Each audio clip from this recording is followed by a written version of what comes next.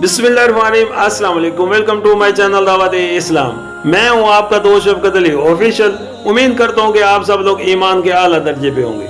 सूरतुल माइदा की आयत नंबर 98 का तर्जुमा, खबरदार हो जाओ, अल्लाह सजा देने में भी सख्त है और उसके साथ बहुत दरगुजर और रहम भी करने वाला है। सूरतुल माइदा की आयत नंबर 99 का तर्जुमा, रसूल पर तो सिर्फ पैगाम पहुंचा देने की जिम्मेदारी है, आगे तुम्हारे खुले और छुपे सब हालात का जानने वाला अल्लाह है।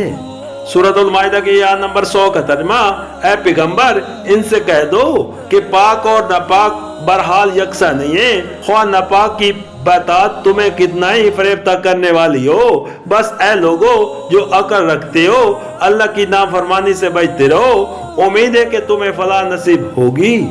सूरतुल माइदा आयशा नंबर 115 ये आयत कदर कीमत का एक दूसरा ही म्यार पेश करती है जो ज़हर में इंसान के म्यार से बिल्कुल मुख्तलिफ है। ज़हर बिन नजर में 100 रुपए बा मुकाबला 500 रुपए के लाजमन ज्यादा कीमती है, क्योंकि वो 100 है और ये 5। लेकिन ये आयत कहती है कि 100 रुपए अगर खुदा की नाफरमानी करके हासिल किए गए हो तो वो नापाक है, और 5 रुपए अगर खुदा की फर्मा बरदारी करते हुए कमाए गए हो तो वो पाक है, और नापाक ख्वाह मकदार में कितना ही ज्यादा हो, बहरहाल वो पाक के बराबर किसी तरह नहीं हो सकता।